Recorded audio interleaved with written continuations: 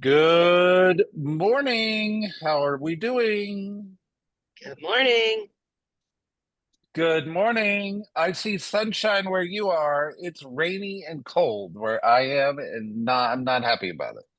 You That does still in not sound Chicago? good. I'm in Chicago, Steve, your hometown, and Oh, it was 50 degrees and rainy yesterday. So I wish get I was yourself where a you are. Get yourself a Luminati's deep dish pizza. You'll be all better. Warm you right Oh up. Lord. All right.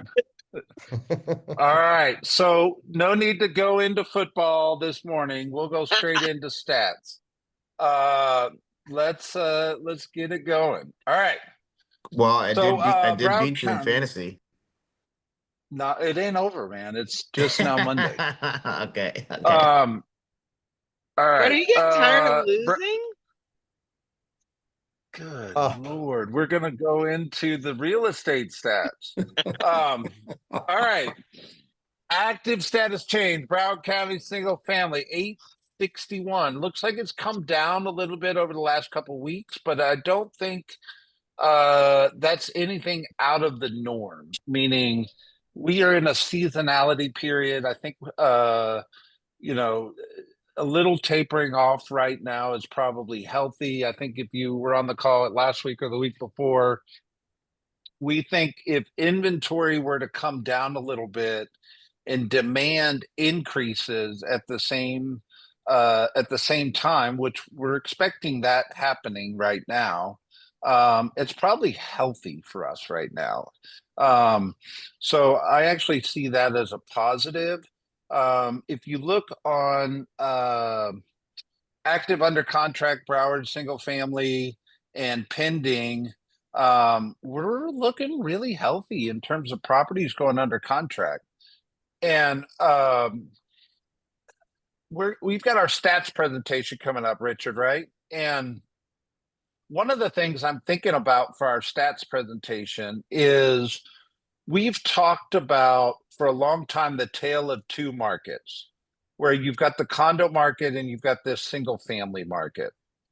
Yet I actually am kind of getting my head wrapped around, I think we have the tale of four markets.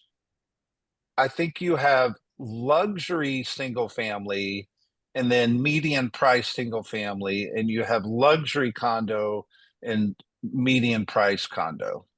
And I think those are very four distinct different markets right now. And I'm doing some research in that regard because uh, they're not all the same. What do you think, Richard? You're my I- counterpart on stats coming yeah. up here.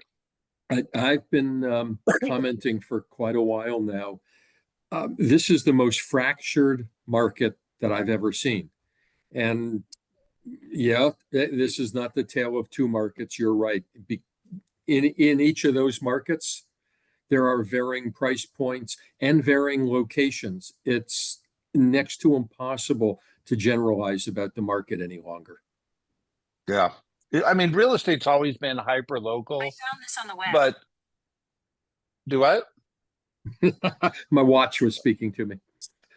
Oh, well, hopefully she was putting you in your place, Richard. There you go. All right. So the real estate's always been hyper local, right? Like, yeah, your neighborhood is the most local data you can get to get comparables. Yet we've always been able to generalize with the MLS from statistics, but I don't think that's effective these days. If you go back to appraisers 101, they're going to want to do comparables in the same building if it's a condo. They're going to want to do comparables in the same neighborhood if it's a property. And as we all know, that's very hyper local. Yet when you run comps, I think you try to create story with a little bit broader geographic look at things sometimes. Yet I just think there's four different distinct markets going on right now. All right, so that's single family. There was 214 that closed out in the last 7 days of Broward County. If I hit condos, 921 on the active changes, 101 active under contract, 111 pending. Still strong, but not as big of an increase that we're seeing in single family. Closings came in at 161, which is really healthy if you look back. Comparatively, we've had 4 really strong weeks in the condo market in Broward County in terms of closings. If I run over to Miami-Dade, single families coming in at 805, if my eyes are correct. 805 on the active status change, 107 active under contract, a little off last week. But look at the comparison again between September and what we've been experiencing since late September, all of October. Big bump here. Same story in pendings. We're at 172 in pending and 192 closed in the last 7 days. Just in Miami-Dade and Broward, what are you seeing, Richard? What are y'all seeing? As far as condos go, we're seeing more traction and traffic. I'll say that, but that is for the newer ones on the market. So I think the buyers, the showings have picked up, and I mean likewise goes for the single family homes when it's the same story when they're priced right. But definitely there's more traffic in the last couple of weeks. Do you think that is interest rate driven, Jenny? That's a great question, and you normally would, but even in the lower priced condo, I mean, actually, yeah, now that I'm saying it out loud, because we have seen there's a couple of agents that we've had discussions around the lower price condos and they're coming in with financing. So yeah. Yep. Frankie, you had a go ahead, Frankie. So I definitely agree with Jenny with the after the interest rates, there were more showings, but I will disagree. I unfortunately have some stale listings and I've seen showings pick up with the listings too. So I will say it's in both the new listings and stale listings in the market. And I've gotten offers on them too. So that's after the interest rates drop. So that's what I'm seeing out here. Yeah. I think we stalled, and when the interest rates dropped, you're starting to feel it now. We're looking at I was talking with Christine in Fort Lauderdale, and I was saying, look, the market really stalled in the month of September, but you realize real estate's a 30-day sales cycle, right? So all that stall we're seeing now in terms of closings, but the activities we're seeing now, we're going to see in terms of closings late October and November. So there's an anticipation because real estate lags in terms of closings by 30 days, but the activities that you're feeling on your listings now, Frankie, will actually turn into contracts and productions in November and December. So it's telling me we should expect an increase in the market going into November and December, where October I was expected to be much better than it looks like from the MLS standpoint, but it's actually the reason of the stall in the market that happened in September. Does that make sense? Yep. All right. Jennifer said 55 and up, still very slow on showings. Duly noted. That's probably another segment of the market too, right? All right. Let's look at Miami-Dade condos.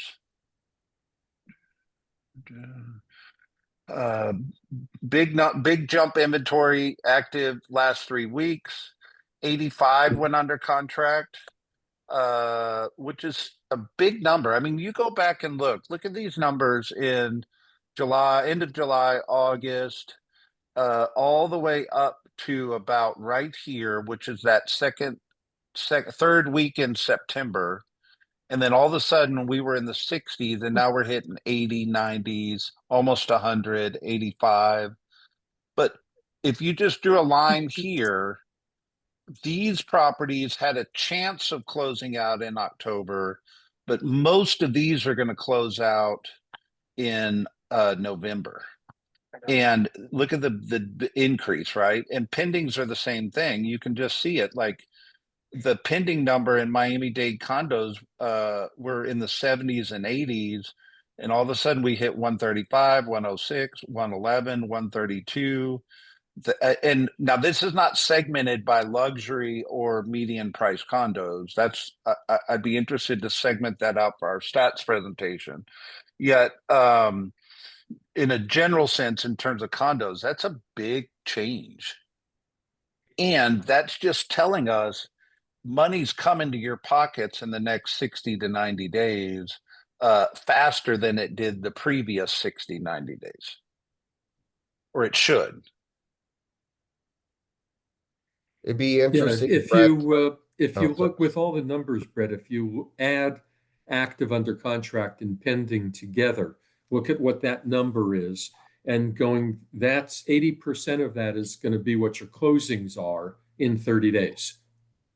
Mm-hmm. And that's where you're going to see the increase jumping back up again in your closed sales. Yep.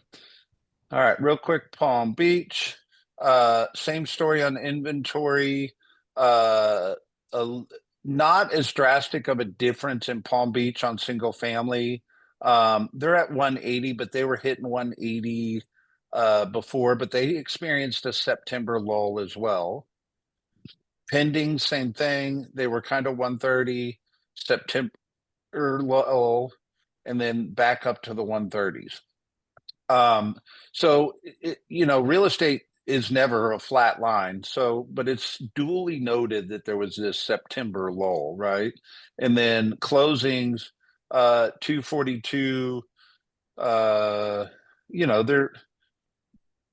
They're holding their own in closings right now in Palm Beach single family. If I run down to condos, 645 on the active, 78, 88, 107 active under contract. Not as drastic as Miami-Dade. Miami-Dade just took off in the condos over the last 30, 45 days.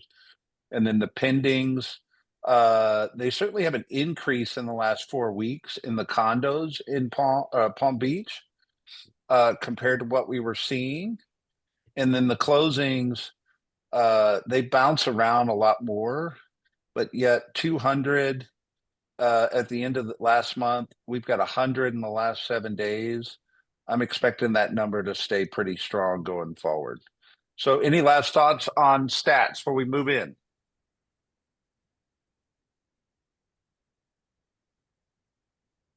But here's a thought. If you, Frankie, you said you've got some stale listings, and I'm assuming you're not alone, that you have some properties that have been on the market and the sellers might have some frustration that their property hadn't sold. You could pull these stats up and show them that the market had a stall in the month of September, but that the outlook going forward is really positive, and to hang in there and use the data to tell that story. And that's part of why we do this, is to give you the data to create conversations with your clients.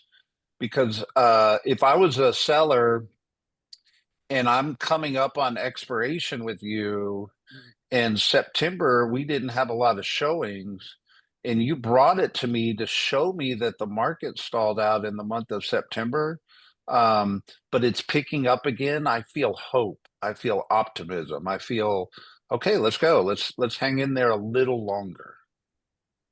Make sense? Yep. All right. Let's jump into these articles. All right. So this is let me just give you some background on Fannie and Freddie Mac, and Fannie Mae and Freddie Mac. So Fannie Mae and Freddie Mac are giant government-backed mortgage wholesaling companies. And in the I think it happened, I know it happened in the Great Recession, but I think it was actually before that where you realize when loans are underwritten, a chunk of those loans are guaranteed by the government. Meaning, if the bank lends on that money and somebody defaults, the bank is secured based on the government backing of those mortgage securities.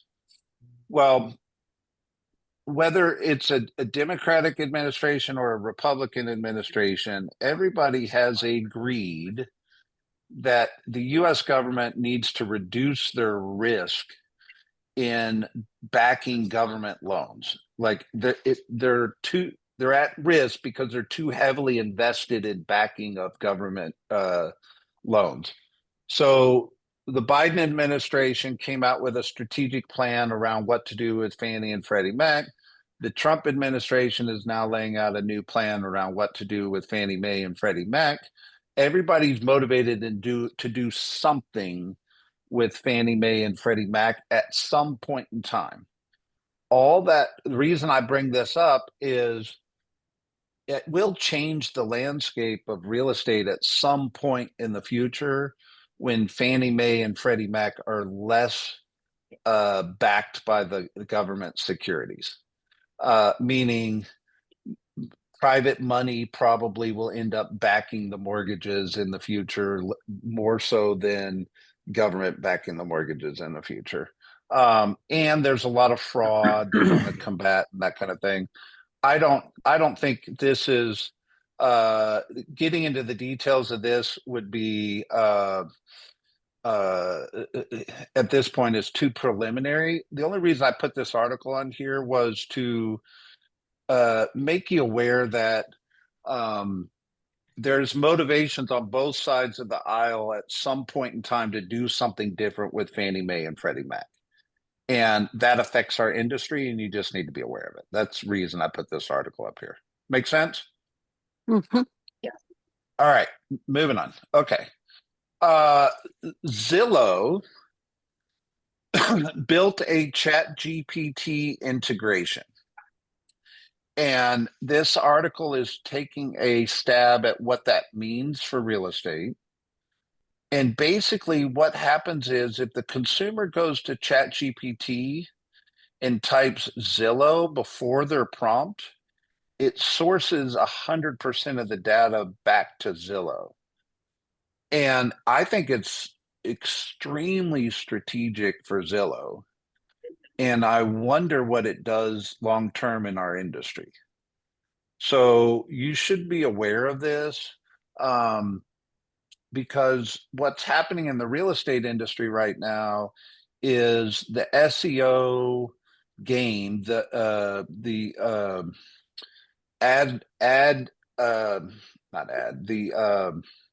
lead generation game that used to be played with Google and pay-per-click is very quickly being reallocated to AI lead generation. And if that's a part of your business model, you need to be all in on something like this and understanding it at a very high level. Has anybody experienced any of this? Has any customer talked about it? I'm going to the Zillow conference in November. I go to it every year just to get a perspective of how Zillow thinks about the industry. And I'll probably have more information on this coming up, but it's something to be aware of. That's all I'm saying. All right. Let's go to mortgage rates. Do you believe rates are going to get below 6% by the end of the year? What do you think? No. Nope. You don't? Fives. You do, Jenny? Yeah, high fives. Here's the 4 factors they say that could actually make that happen. So mortgage rates are approaching the low end of the 2025 forecast driven by economic factors, Fed policy, and bond market dynamics. The 10-year yield closed below 4% for the first time this year on Thursday, sending rates closer to year-to-date lows. So if I pulled the rates, As of Friday, they were 6.2, which is getting really close to below 6. But what am I not logged in? Hang on, let me log in because I want to show you this chart. Well,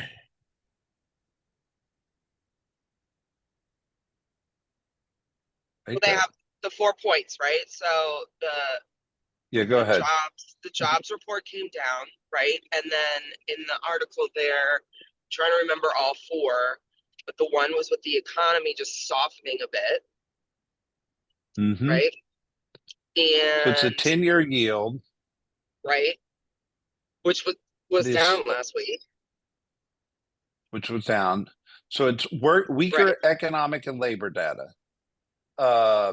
So this is what's going to take to get the rates down. So if the economic data and labor data comes in worse, it puts pressure for them to speed the economy up, which means they'll lower the rates.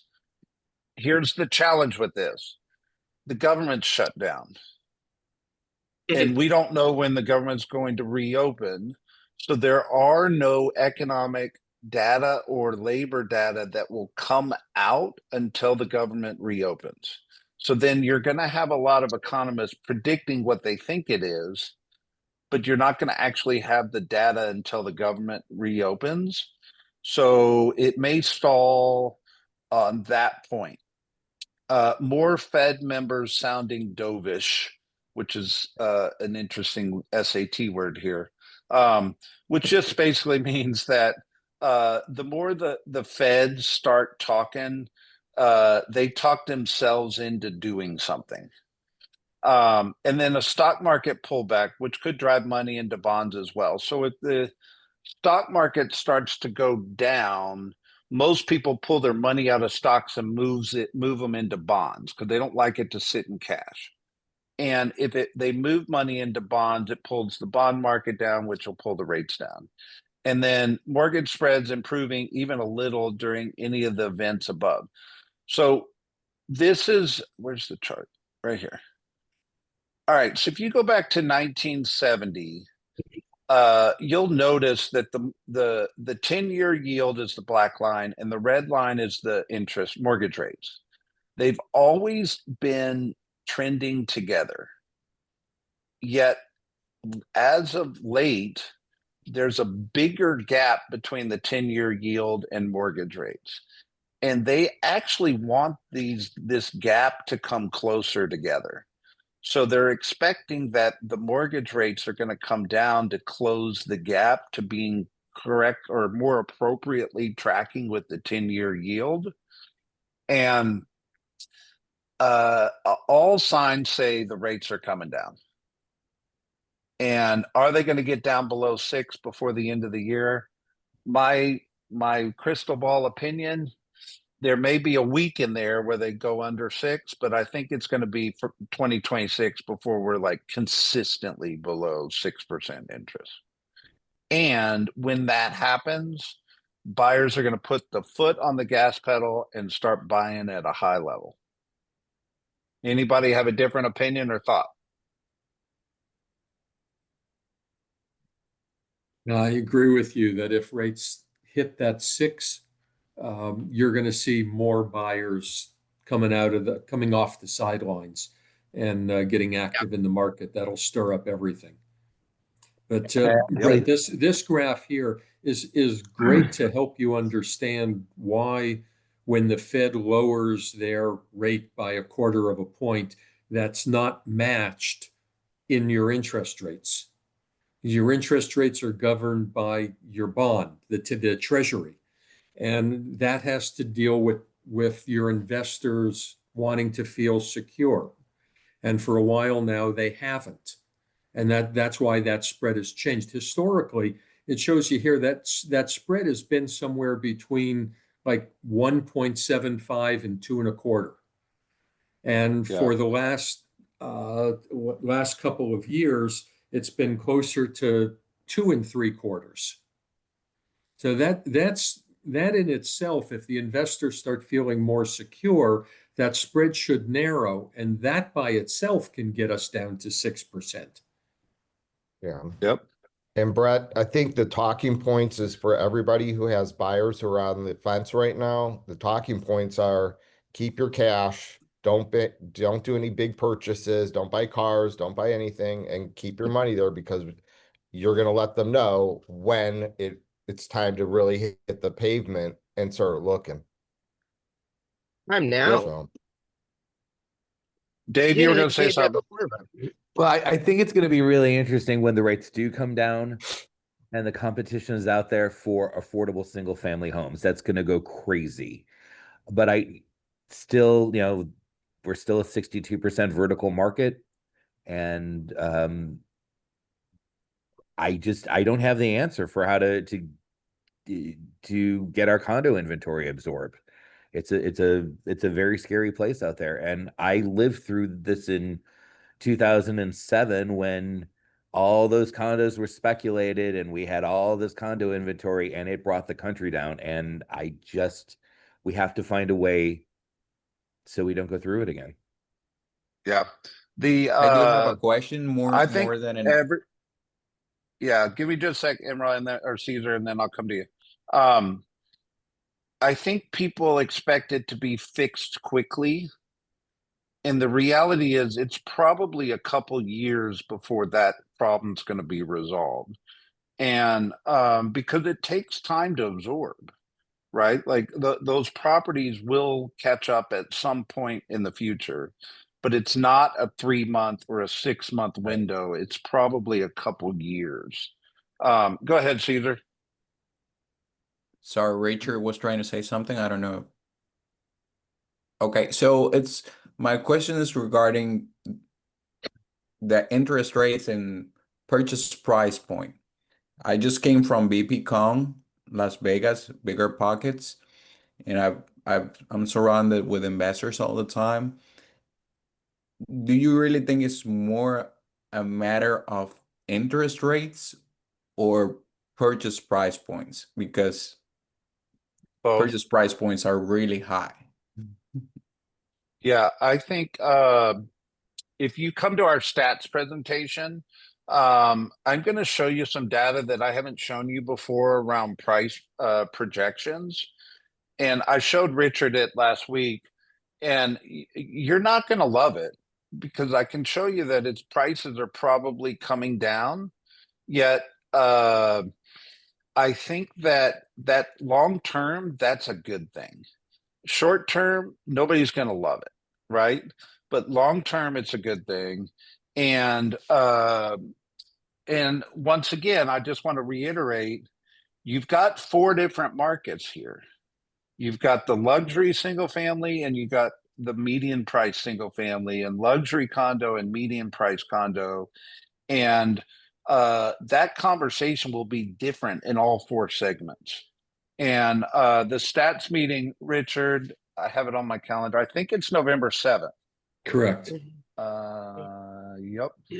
Yeah. Your team leaders have all the information and can get you that. But if you've never been to a stats presentation, this is probably the one to come to because a lot of things are moving right now, and we want to give you all the data and the charts and everything to be able to go have the conversations with your clients. Thank you. All right, two other things real quick, and then we'll hit it. So there's an article in the South Florida Business Journal talking about 14 major real estate developments proposed in Pompano Beach in 2025. As an agent, whether you sell this market or not, I think that it's probably something to be aware of and to familiarize yourself with it. So we'll put this article in Circle, but this is part of you being doing your due diligence and being an expert in the market. You need to be familiarizing yourself with what's going on. This is one of those areas that's probably going to have a lot of development over the next couple of years. And I would just encourage you to read this article. And the other one, Caesar, this speaks a little bit to what I was talking to you about. And this doesn't show specific price declines, but it shows some really interesting data. And it's specifically talking about luxury zip codes. And it shows a comparison in here. Let me get down to the chart. All right, so Miami 33156. Second quarter 2025, the average list price was 3.6. The average list price this second quarter this year was 2.9. You go to Palm Beach, it went up in 33480. Boca slightly down. Miami 33143 went from 2.8 to 2.2. You look at Key Biscayne, Miami 33133 actually went up 600,000. 33146 is pretty flat. Miami Beach went up. So you got to imagine that's that luxury market, right, is actually probably appreciating. Delray Beach went down 1%. And then the other Miami Beach went down about 1% too. So these are just list prices, not sales prices. But are people, one of the questions that I asked myself when I saw this article is, are sellers starting to get more in touch with reality? I think this might be an indicator that the sellers are starting to listen a little more around pricing. And Any shock actually- there? Sorry, I think something's wrong here. Sorry, my Okay. name is Moise Petesh. Because I see that the prices in 2024, it was less than 2025. I'm sorry, I read the chart backwards. Correct. But yes, Yes. I read the chart So backwards. they went up, the prices. They went up, but not all. So Palm Beach went down. Yes. And let's see, Miami 33133 went down 600,000. I read the chart backwards, Daniel. Thank you for pointing that Yes, out. thank you. Thank you. Yeah. So obviously real estate's hyper local. In those four, and Delray went up, correct, Vicky. So forgive me for and appreciate you, Daniel, for bringing that up. We're going to get specific and we're going to get really deep. Rich and I are at the stats presentation on November 7th, but this is just some information for you to go digest. Yeah. Any last thoughts or questions? I have a quick thing real quick, Brett, since Go for it. this has nothing to do with stats. You're right, everything, the stats is on the 7th, but folks, you need to register for the 6th for Diana Kokoska and start asking guests to join you. Because these 2 days, it's kind of like having you're training on steroids 2 days in a row, and you don't want to miss this.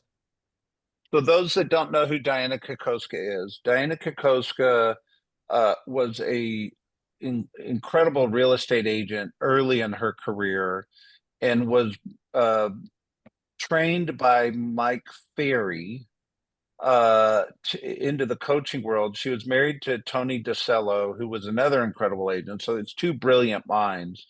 Well, she actually is the one that developed the MAPS coaching company for Keller Williams.